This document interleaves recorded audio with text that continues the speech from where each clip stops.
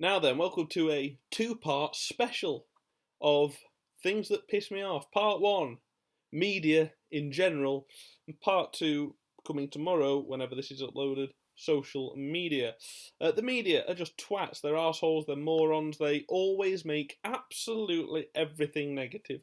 You tell me, if you've looked in a newspaper, tell me a positive thing you have seen. Go on, I'll wait. Oh wait, no, there's nothing. Last 6 months, COVID-19, Caroline Flack's death, Black Lives Matter. It's all negative. And it's all focused on the negatives as well, not the positives. We'll go through those three things. They're the three. I will bring up more in other videos, in the news and etc. But they're the three main things to me this year that's been going off. Number one, Caroline Flack lost her life, chose to commit suicide in a world full of horrible mental health issues. Another things that piss me off video will be people that take advantage of mental health, might I add, because I know many. She died, and I think that's the media's fault, and I really do, because she was like accused of doing things, falsely or unfalsely, I don't care. She was accused of doing things. The media put so much unnecessary pressure on Caroline Flack, and she couldn't take it anymore. And I think that's why she passed away. I think that's why she chose to took her own life, because the media were being so, what's the word?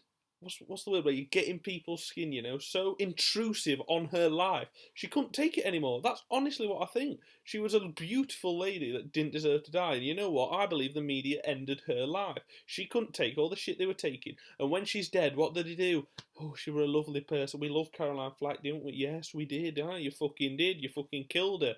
I do not care. But the media never see any of this backlash. All the shit that when BBC are going, oh well, Caroline Flack did this and Caroline Flack did that, and then ITV are like, well, no, you see, did it? No, well, see. No, Caroline Flack did nothing that you know of. All that's been said is that there's fucking people flying around and accusing people of doing shit. I don't stand for it. I don't believe anything I see on the media. This is why so many people believe in fucking conspiracy theories as well, because the media lie that much to you. They don't know what to believe anymore. That's what coronavirus is not a conspiracy. I have seen what coronavirus has done to some people. It's not a conspiracy. Coronavirus is a thing. But the media lie that much to you, you don't know whether to believe it. And I cannot fucking blame you. But Caroline Flack, there's one. Number two, we'll go to Black Lives Matter before we get onto the big, most worldwide matter of COVID, because COVID's just absolutely took the world by storm. Black Lives Matter. What do you see on the news about Black Lives Matter?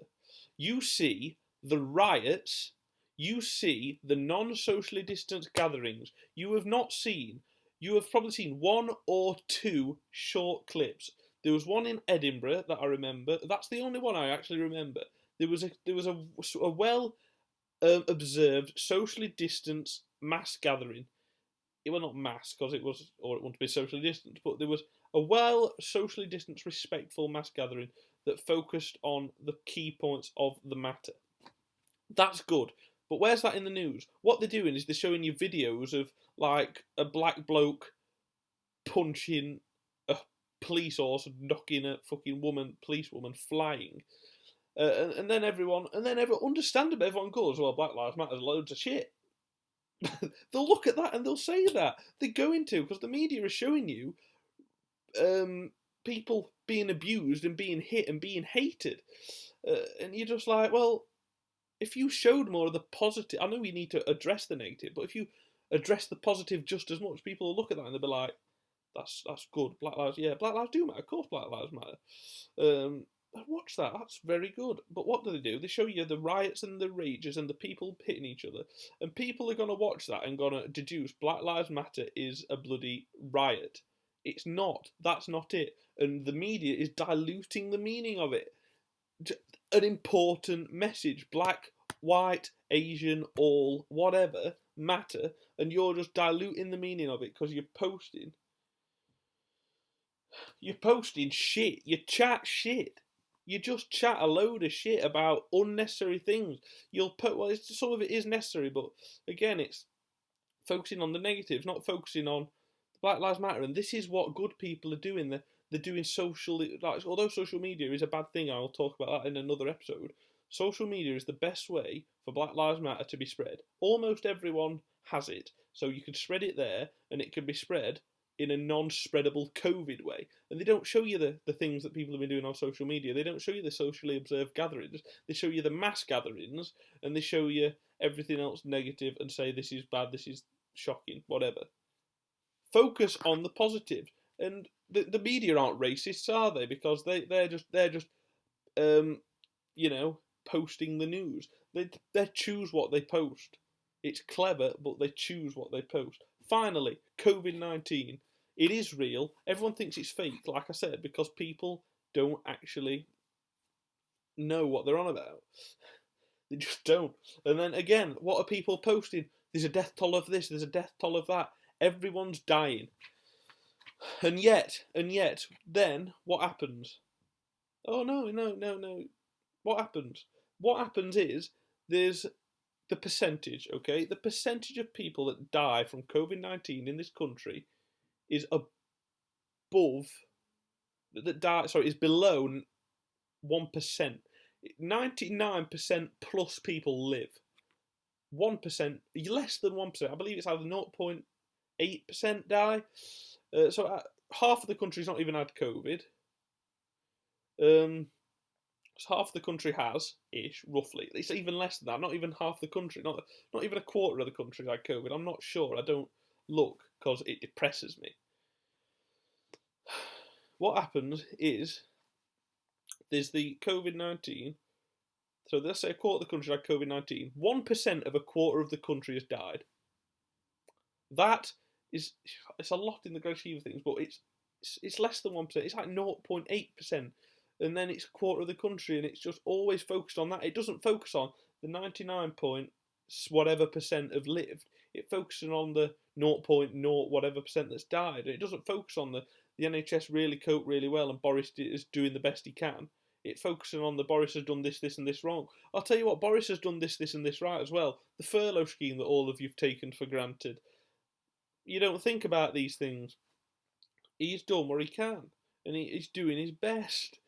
His best probably ain't good enough, but you tell me if any other leader of any opposition or any other person that thinks they can do better could come in and do better. I can tell you now they can't. They'd fuck up and they'd make mistakes. This is new to him. This is new to absolutely everyone. So, and again, the media just focus on that negative and focus on the deaths and not the lives that are saved. Only positive bit of news I can think of in the media through COVID was Tom Moore's 100th birthday and the positivity that came from him. That's it. Besides that, it's negativity. Boris Johnson, who nearly died from it, as soon as he's back, he's not given like, oh, welcome back, Boris. It's you fucking twat, you shit. Give him a break. I am not. Boris is a bit of a bumbling moron sometimes. I've said this before. But he's still a human. He's not perfect. He's making mistakes. This is completely unknown for him. And the media, again, just Laura Kuenssberg in them fucking meetings, COVID fucking national daily press conferences, asking the same question. Are you taking us out of lockdown? You taking us out of lockdown, Boris? No, it's not the time. When is the time? I don't know.